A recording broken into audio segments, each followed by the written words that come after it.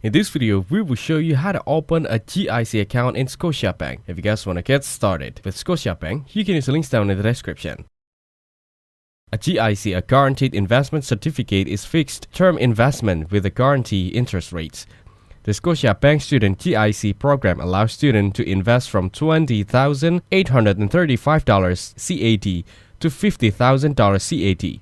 You must be an international student applying for a student permit under the Student Direct Schemes or STS. To open the account, go to the Scotiabank Student GIC program website and complete the online application.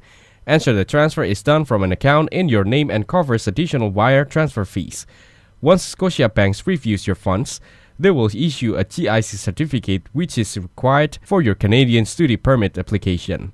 After arriving in Canada, visit a Scotiabank branch with your passport, study permit, and GIC certificate. Then open a Scotia personal banking account to receive your GIC payments.